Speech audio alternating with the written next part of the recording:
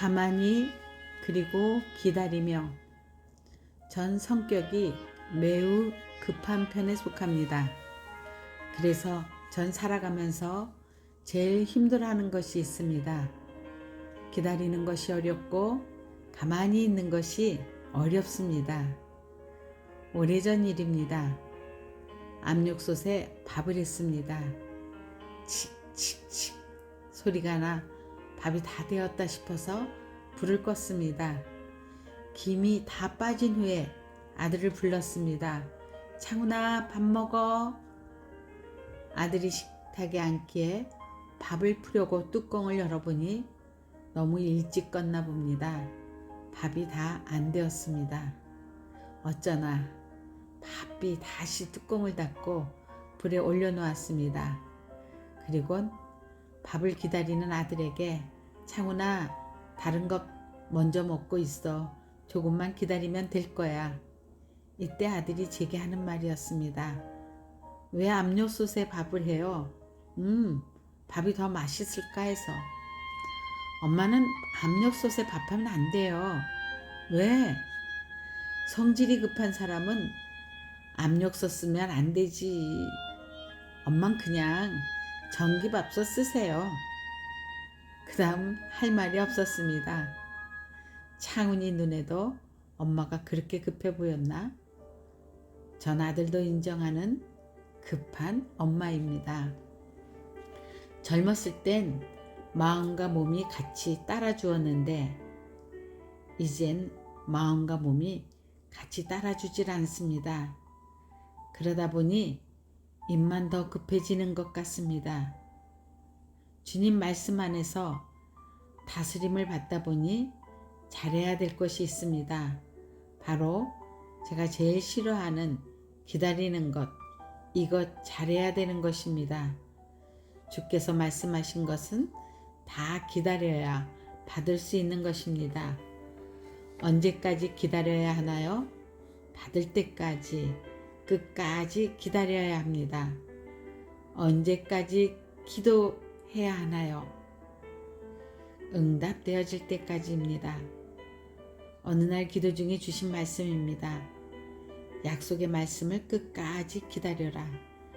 아브라함같이 약속을 기다리다 이스마엘을 낳지 마라.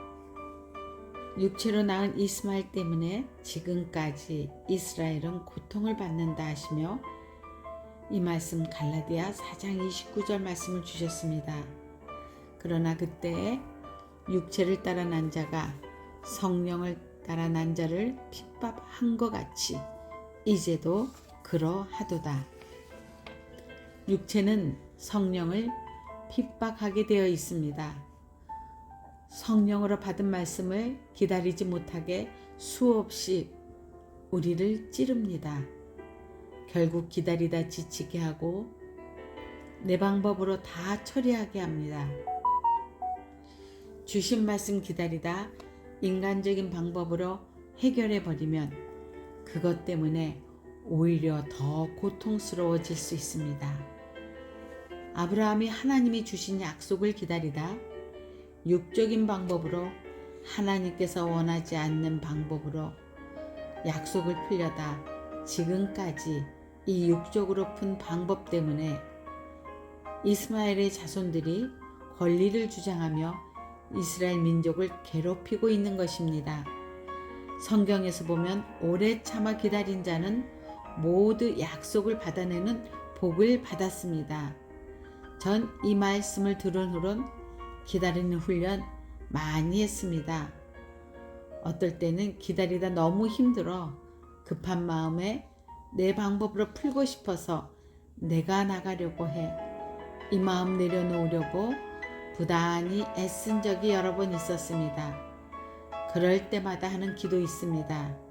주님, 은영복은 죽었습니다. 내가 나가게 하는 것들아 예수 이름으로 명하노니 내게서 떠나갈지어다. 하나님의 말씀을 신뢰하지 못하게 하며 기다리지 못하게 하는 악한 것들아 내게서 떠나갈지어다. 아멘. 수없이 나 자신을 주님 앞에 붙잡아 놓습니다. 그런데 기다리는 것도 힘들지만 가만히 있는 것은 더 힘듭니다. 무슨 일인가 하면서 기다려라 하면 그 일을 하면서 위로가 될 것입니다. 이 일 다 하면 이루어진다 하면 아마 그 일에 다 몰두해 버릴 것입니다. 상황이 급해지면 가만히 있는 주의도 얼마나 원망이 되는지 모릅니다. 내 맘 급한 것처럼 바쁘게 움직여 주는 것은 하나도 없습니다. 그런데 주님도 이렇게 일하십니다. 나 급한 거와는 아무 상관이 없으십니다. 더디 응답되어지는 것을 보면서 어떨 때는 눈물이 나도록 주님이 야속합니다. 주님, 이럴 때는 빨리 응답해 주셔야지요. 어느 분이 주님의 응답 기다리다 지쳐서 이렇게 말하는 것을 들었습니다. 주님, 심증은 가는데 물증이 없어요. 전 이 말을 듣고 얼마나 웃었는지 모릅니다. 어쩜 이렇게 적절한 표현을 했을까? 주님께서 나를 사랑하시기 때문에 나의 기도를 들어주실 것이라는 마음은 드는데 아무리 기도해도 나타난 증거 없으니 기다리다 지쳐서 애타는 속마음 드러낸 것입니다. 이 말이 내 마음입니다. 이스라엘 민족이 모세를 따라 애굽을 나오면서 첫 번째 문제 홍해 앞에 섰습니다.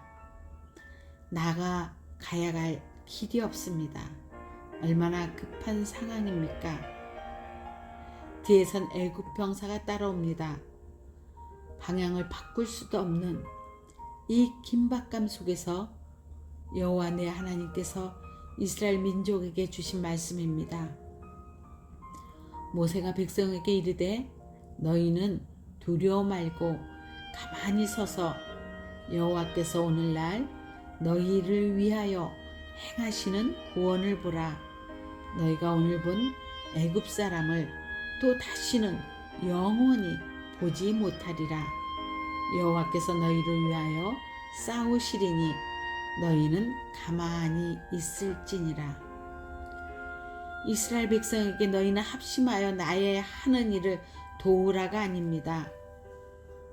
두려워하는 백성에게 가만히 서서 여호와 하나님의 행하심을 기다리며 보라십니다. 사실은 제일 쉬운 것을 가르쳐 주셨는데 이 쉬운 것이 급할 때는 제일 어렵습니다. 주님, 차라리 무엇을 하라 명하세요. 그러면 그대로 하겠습니다. 주님, 이렇게 말하라. 좀 시켜주세요. 그럼 시킨 대로 해보겠습니다. 그런데 주님은 한 번도 제가 급한 거와는 상관없이 제가 원하는 대로 무엇을 하라 말씀하신 적 없으십니다. 항상 잠잠히 가만히 기다리라입니다. 전 이제 이 말씀을 신뢰합니다. 잠잠히 가만히 기다릴 때 주님의 행하심을 보았기 때문입니다. 내가 바쁘게 움직이면 성령님의 운행하심이 나로 인해 제한받게 됩니다. 나 자신이 문제를 풀기 위하여 발버둥 치는 것보다 나의 모든 행동을 내려놓고 주님의 약속을 신뢰하며 잠잠히 기다리는 것이 지름길이라는 것을 알았습니다. 가만히 있어 보니까 허물 많은 내 모습이 보였습니다. 가만히 있어 보니까 주님이 내게서 무엇을 원하셨는지를 조금 알 것 같았습니다. 가만히 있어 보니까 영적 흐름이 보였습니다. 그래서 기다리는 것 넉넉히 할 수 있을 것 같습니다.